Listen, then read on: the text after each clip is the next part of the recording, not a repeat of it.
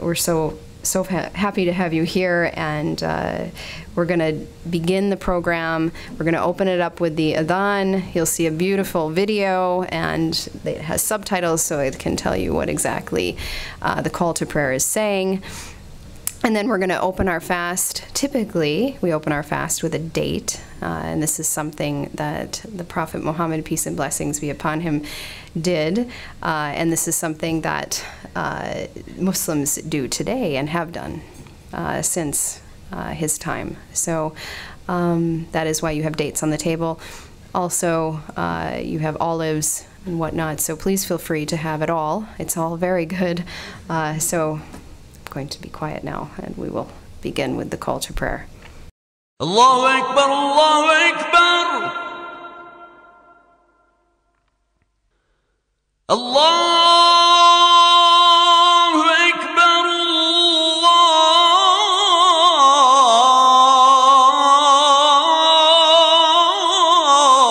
Allahu Akbar. La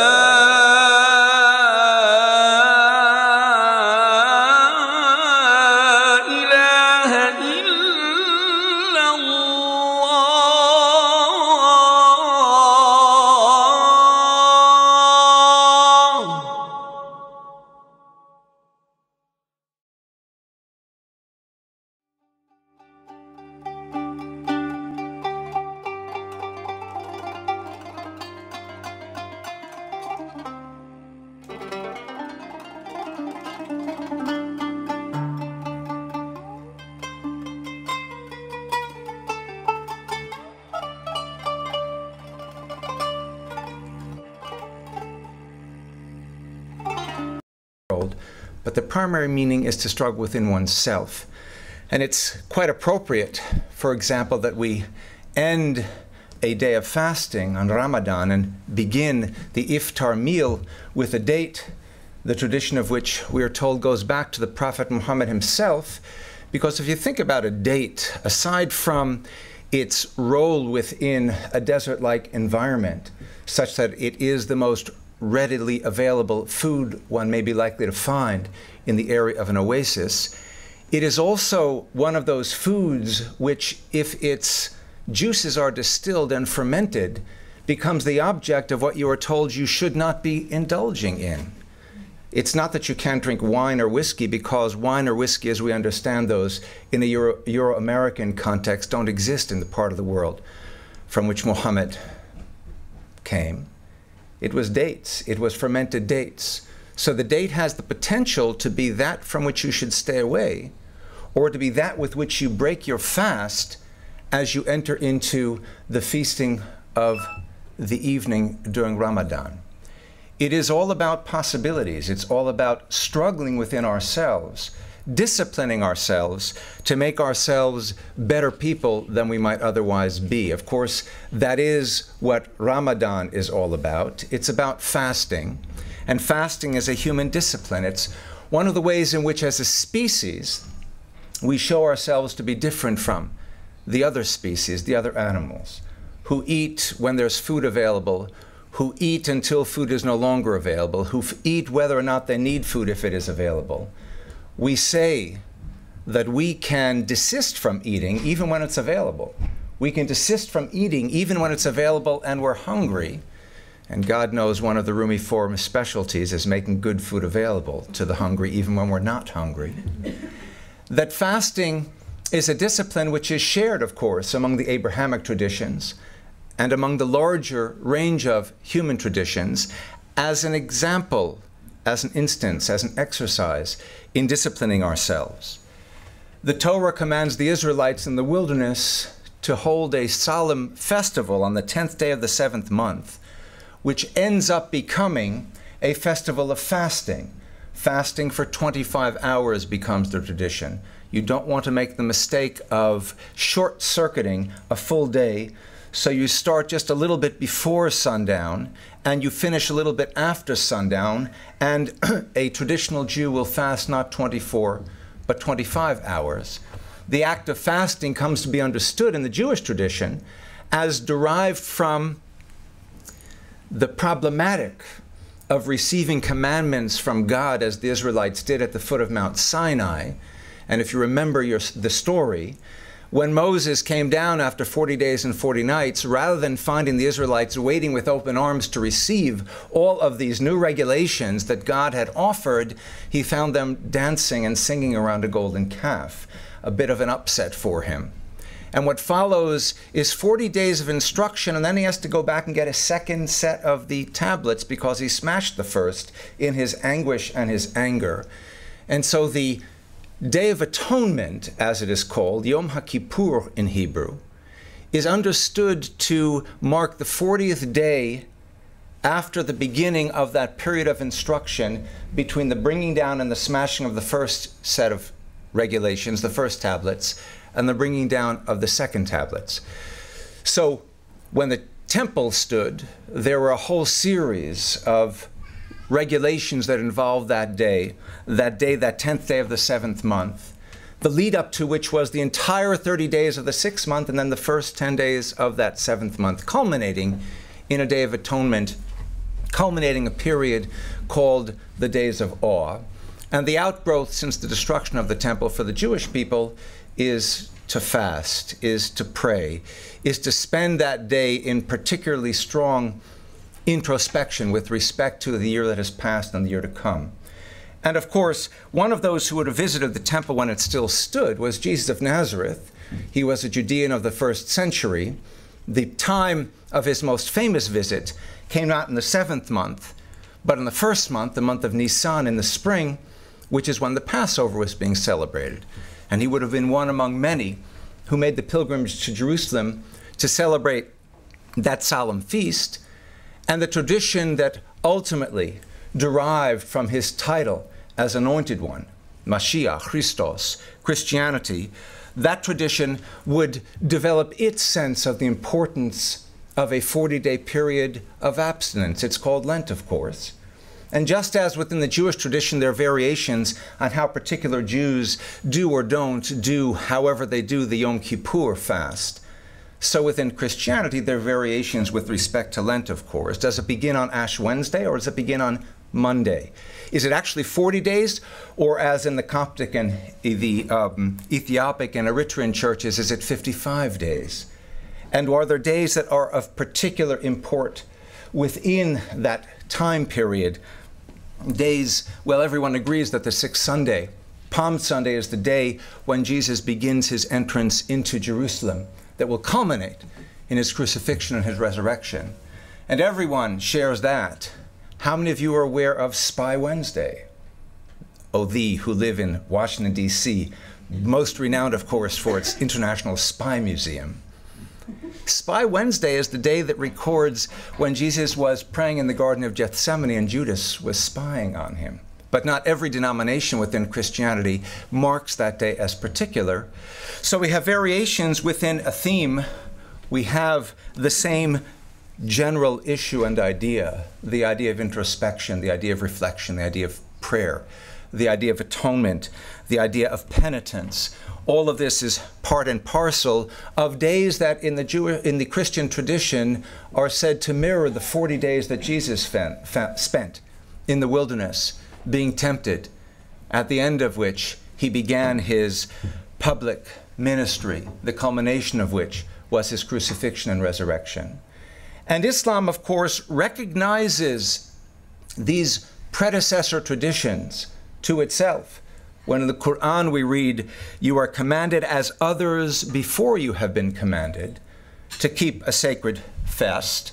The fast during the 9th month of the Muslim calendar, the 9th month being Ramadan, the calendar being a lunar calendar that follows the moon around the earth rather than the earth around the sun, and therefore a 355-day calendar rather than the 365, 366-day calendar that is typically followed in the West, so that Ramadan shifts year by year, 10 or 11 days, vis-a-vis the calendar that we tend to celebrate here. The whole period is a period, on the one hand, of fasting from sunrise to sunset. It's a period of penitence, of patience, of humility, of spirituality, of prayers, of supplications. The word Ramadan comes from an Arabic root, RMD, Ramad, I don't know how to otherwise render it than by saying RMD, which seems to have the meaning of intense heat, of scorched ground. It seems to connect to the original celebration taking place in the heat of the wilderness. It has to do more, however, with the scorching of one's soul in which one engages as one introspects in the course of those 30 days.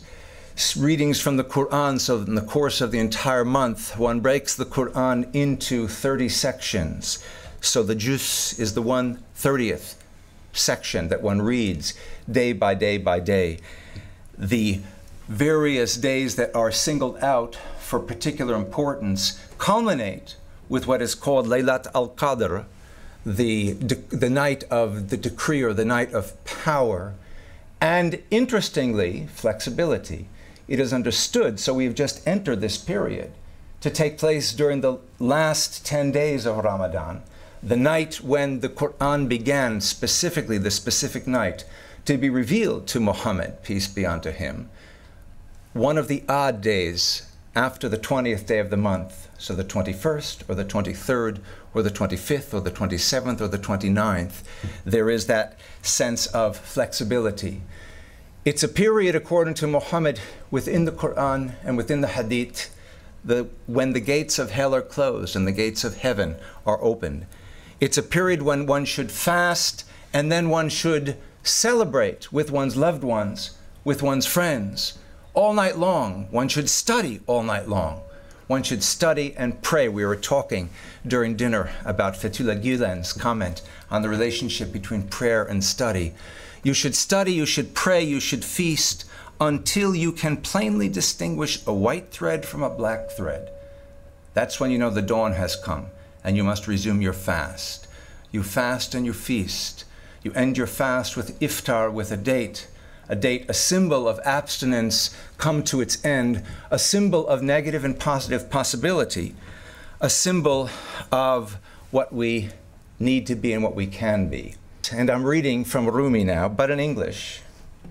Not Christian or Jew or Muslim, not Hindu, Buddhist, Sufi, or Zen, not any religion or cultural system. I am not from the East or the West, not out of the ocean or up from the ground, not natural or ethereal, not composed of elements at all. I do not exist.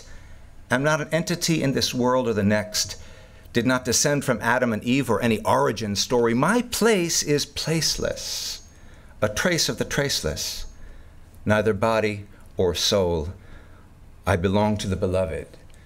This Rumi in the 13th century, a man way ahead of his time, so you can see why the Rumi Forum would have derived its name from him, was all about understanding within the varied particulars, the various threads that make up the rope of humanity, a universalism that makes, when it is fulfilled to its best extent, for a better world. Rumi is one of the key figures in the Muslim mystical tradition known as Sufism. Suf, a word that probably means wool, so it refers to the kind of garment that the Sufis wore to indicate their discipline away from a concern for the material and a focus on the spiritual. As mysticism, Sufism seeks the innermost recesses of God, not only at some time in the future and not in some other place, but in the present, in the here and now. And it is inspired by such thinking that Fethullah Gülen, in fact, who is the honorary president of the Rumi Forum, became himself a servant of the idea of working together. The word that he uses is hizmet, a Turkish word, service, so that it's not just about fasting, it's not just about feasting, it's about going out and in one's life, working together, being together, improving the world together, which is, of course, an idea, as Rumi would say, which is not exclusive to Christians or Jews or Muslims or Hindus, Buddhists or Sufis or Zens or any religion, but to all of us. Thank you very much. Thank you so much, Rory. I have to compose myself after hearing that beautiful poem. Every time I hear it from Rumi, it's quite moving. So thank you so much. Now I would like our president, Mr. Emre Çelik to come up and say a few words in closing. After that, we will go and move into the other space for some good old Turkish coffee and apple tea and Turkish baklava and Turkish everything. and a beautiful presentation by our artist, our Ebru artist here today. And she will show you how to Ebru. And maybe you'll become an Ebru artist someday. Maybe we'll have classes here at some point. So anyway, thank you for joining us this evening. Look forward to seeing you on the other side. Yeah, I do mean more than just that side. Emre Çelik.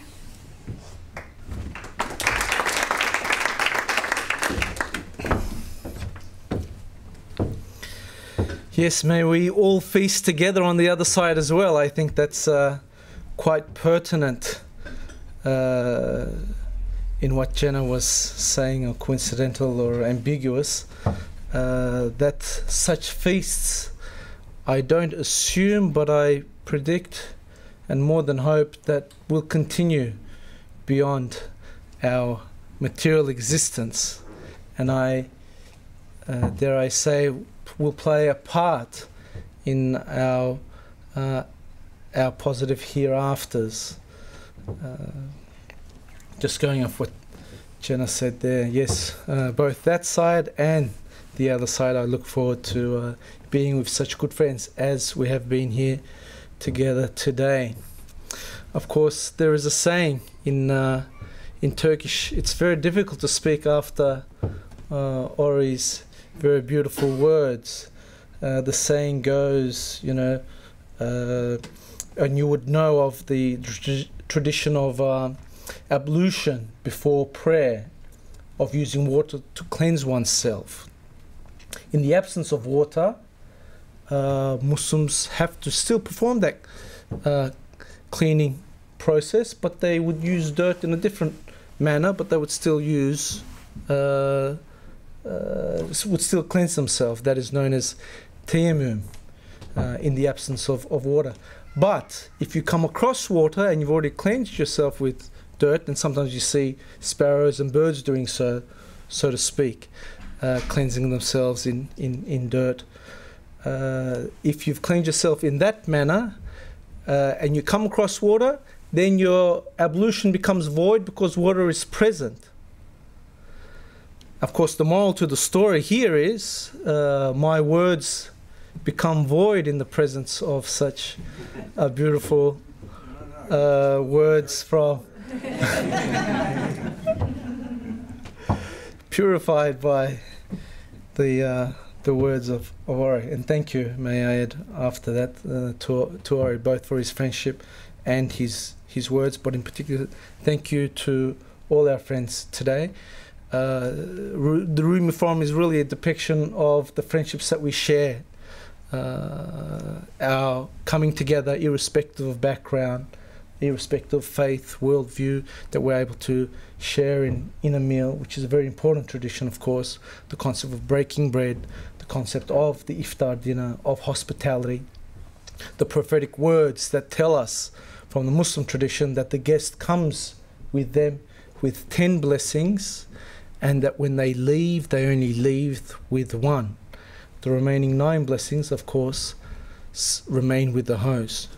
And of course, we thank you for leaving those blessings behind, and may it be blessings for all of us.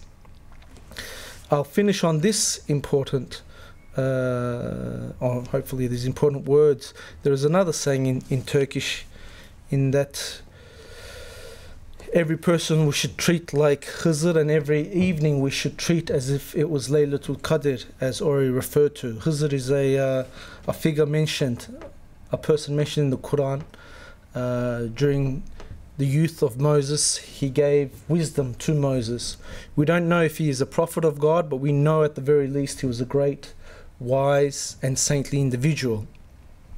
Of course, Moses didn't know this in that period of his life.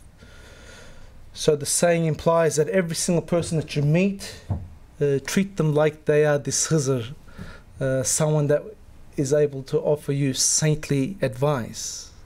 And in a similar framework, treat every evening like it is Laylatul Qadr, that it is blessed, like 1,000 months. Laylatul Qadr in the Muslim tradition is an evening that Muslims look for in Ramadan. It is indicated according to some traditions on an odd night, other traditions in the last 10 days, and usually theorized to be the 27th evening of Ramadan. But there's no guarantee, only God knows when Laylatul Qadr actually appears.